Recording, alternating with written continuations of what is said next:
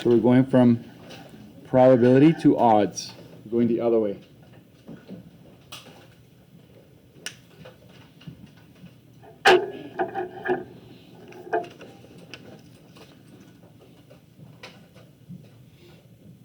So when you're given a probability of A, think of this as your event, okay? This is your event. A represents our event. So if your probability of A, so then obviously this would have in favor of A would be at the top, and your total would be at the bottom.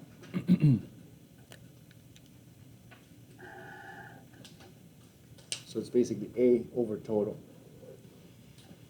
If I asked you to write from this probability, I wanted you to go odds in favor of A, so in favor of that event. Okay, remember, in favor of A, then you put that event first. Okay.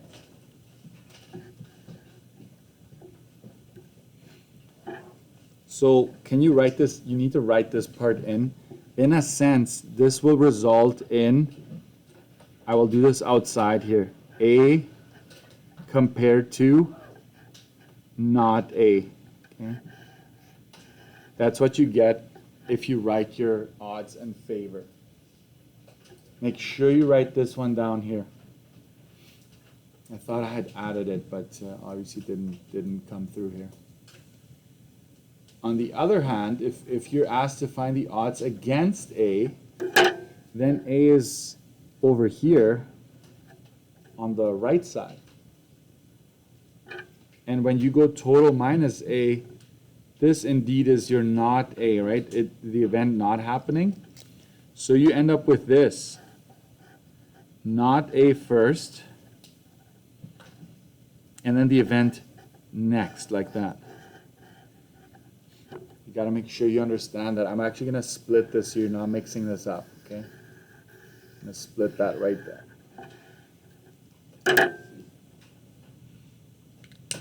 And remember, the total, which I highlighted here, you simply use that to subtract A from it, okay? But please don't just put the total down, because it'll be wrong. You're not understanding the concept. Okay? So this whole thing is study sheet, worthy of study sheet entries. Okay? Worthy of study sheets. So let's try a few questions here.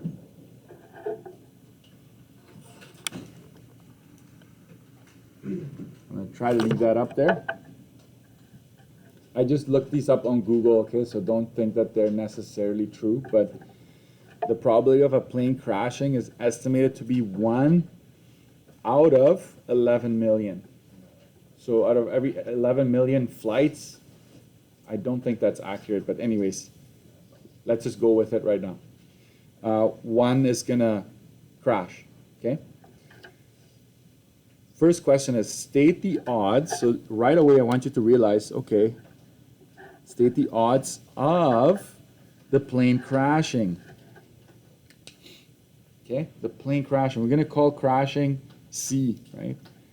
So that means that if it's odds of, this is crashing compared to not crashing.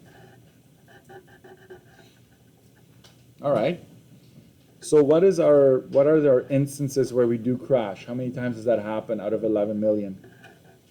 Just one. So you would put 1 down here. And on the other side, guess what I'm going to do? 11 million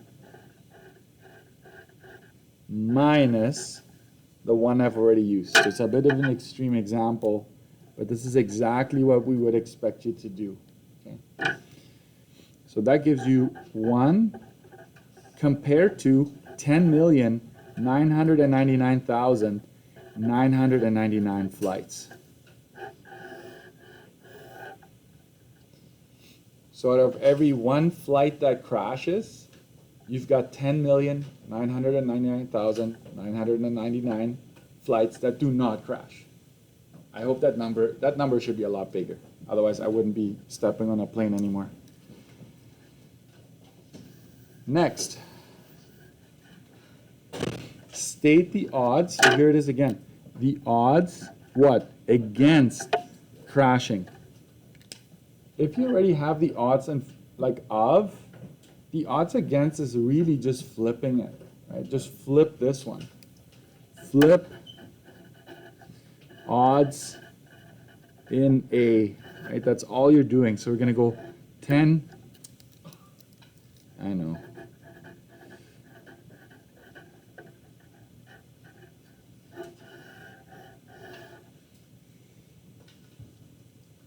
It's all you do is flip the numbers. Because remember, if it's odds against crashing, where is crashing, right? We put crashing there, and the first number represents not crashing. Okay.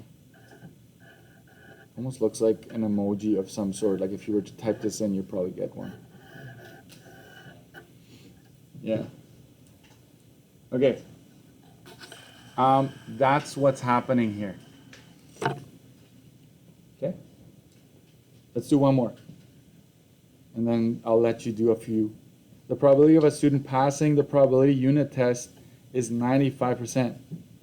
State the odds of a student passing.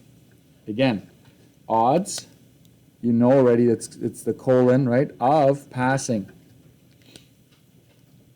This is the most common way of, right? So we go passing compared to, what do we call not passing? Yeah, so it's the same thing. Okay, how do we do this? 95%. Where are my two numbers, Mr. Dixon? How do we write 95% as a fraction? 95 over 100. There you go. Just turn your percentage into a fraction. It's easier to work with. So how many pass out of 100? 95, correct? And how many would not pass? 100. Mr. Dixon, obviously, just put that number down. Minus 95. Nice. 95 to 5. That would be the odds of passing. So out of 95 students that pass, 5 would be expected to not pass. And I just made this one up, right? So don't worry about it. Okay? It should be 100%. Anyways, state the probability against a student passing. We're talking about the same event, passing, right? This one says against. I'm just going to flip it. But let's make sure we understand. Odds against passing, that means passing comes here and not passing comes up front, right? That is what I want you to understand. So it would be 5 to 95. That's really what's happening there. Forget about C for now. Don't worry about that one. It's I don't want to mess with whatever you're understanding so far. Just leave it as is, right? So I'm going to ask you to do 22, pages 22, just page 22. So just page 22 today. And if you come back on Monday, we'll continue with the likelihood of something happening. I will post the key to a bunch of pages, 22 probably to 26. But you just have to, your task is to do 22 and the chart on 22 as well as 16. Sorry, the chart on 21 and 16. Make sure that's on your study sheet. So that one and the one on page 16. So I'll say plus page 16 and 21, add chart to study sheet.